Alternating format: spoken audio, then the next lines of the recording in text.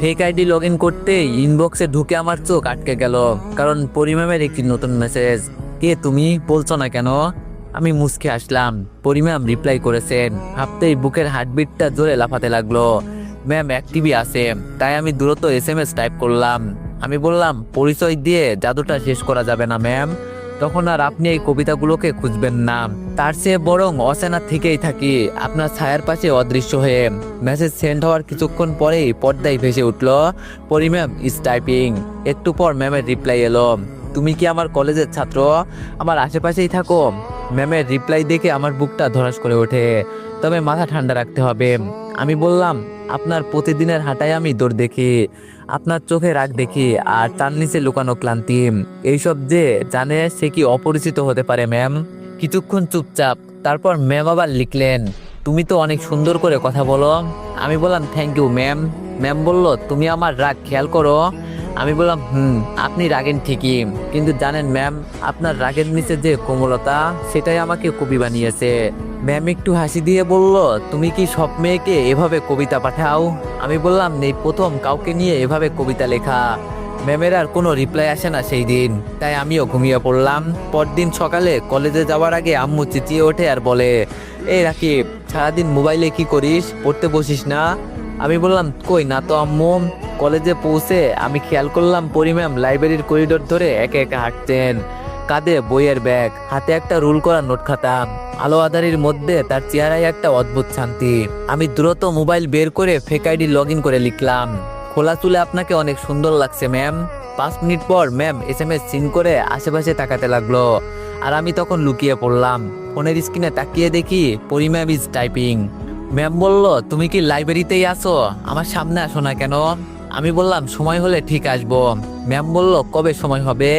আমি বললাম, আমি নিজেও জানি না, যখন জানবো তখন বলবো। কলেজের লাইব্রেরির সামনে কিছু সময় অপেক্ষা করে আমি আমার নিজের ক্লাসরুমে ফিরে এলাম। মনটা কেমন যেন উড়ু উড়ু লাগছিল। হঠাৎ আমার কাঁধে একটা চিমটি, পিছনে তাকিয়ে দেখি আমার বন্ধু সাকিব। সাকিব বলল, কি রে ভাই, কি ব্যাপার, তোর প্রেমে পড়ার গন্ধ পাইতেছি। আমি বললাম, ধুর পাগল নাকি, এইসব তোর ভুল বোঝা। সাকিব বলল, তাই নাকি? তা ফোনটা দে তো একটু দেখি। আমি বললাম, না, ফোন দেওয়া যাবে না। সাকিব বলল, এই তো ধরা খেয়ে গেলি, এখন বল মেয়েটাকে। আমি বললাম, প্রমিস কর, কাউকে বলবি না। সাকিব বলল, ওকে প্রমিস। আমি বললাম, পরি ম্যাম।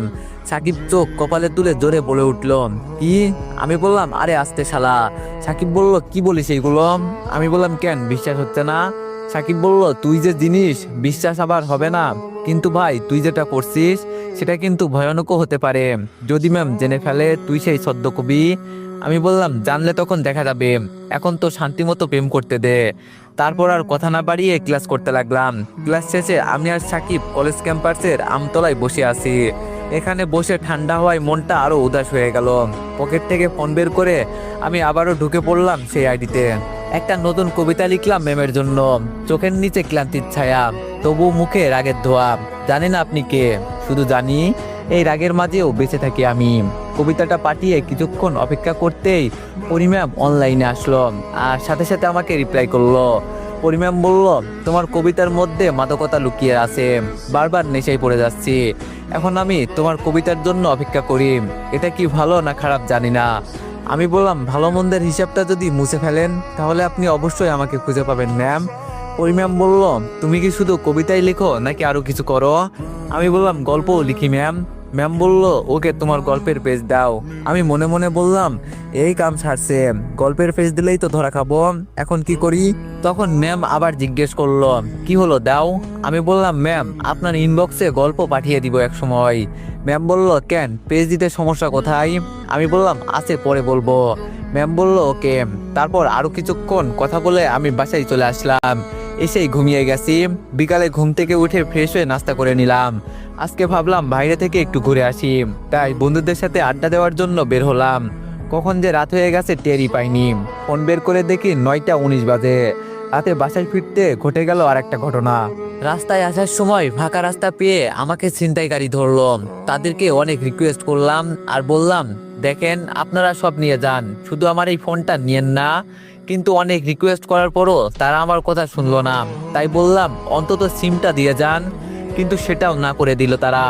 আমার কাছে আর কিছুই নেই, আমি মন খারাপ করে বাসায় চলে আসলাম। আমাকে এই অবস্থায় দেখে আম্মু জিজ্ঞাসা করলো, কিরে কি হয়েছে রাকিব, মুখটা এমন কালো হয়ে আছে কেন তোর? আমি বললাম, না আম্মু তেমন কিছু না, ফোনটা ছিনতাই হয়েছে। আম্মু বলল, কি বলিস, ছিনতাই হয়েছে? কোথায়, কিভাবে? আমি সব খুলে বললাম। আম্মু একটু শক্ট হয়ে গেল, আবার রেগেও গেল। এত রাতে বের হওয়া উচিত হয়নি, সেটা নিয়েও কিছু কথা শুনতে হলো। কিন্তু আমার মন খারাপ ছিল অন্য কারণে। ফোনটাই ছিল ম্যামের সাথে কথা বলার একমাত্র সম্বল। রাতে ঘুম আসছে না, ফোন থাকলে ম্যামের সাথে কথা বলতে পারতাম, কিন্তু সেটা আর হচ্ছে না। অনেক রাতে ঘুম আসছিল। পরের দিন সকালে ঘুম থেকে উঠে আর কলেজে গেলাম না। মনটা ভীষণ খারাপ। খাওয়া দাওয়া করে রুমে শুয়ে আসি আর ভাবছি, ম্যাম কি আমার কবিতাগুলো মিস করে, নাকি শুধুই টাইম পাস? এভাবে 3 দিন কেটে গেল। 3 দিন আমি কলেজে যাইনি। এইদিকে ম্যাম ভাবছে, কি ব্যাপার, 3 দিন ধরে ছদ্মবেশী কবি অনলাইনে আসে না কেন? সে কি কোনো বিপদে পড়লো? আমিও যে তার কথাগুলো খুব মিস করছি, কিন্তু কেন? আমি তো তাকে চিনিও না ঠিকভাবে, তাহলে কি আমিও